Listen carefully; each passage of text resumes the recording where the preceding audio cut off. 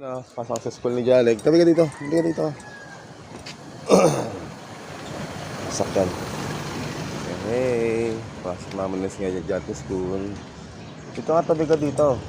Sakyan dumadaan.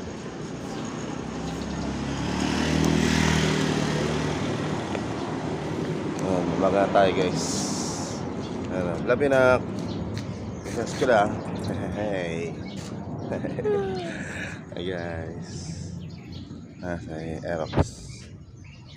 Magsusunod lang sa school. Yan, si Orange. Si Aya sa Jalig.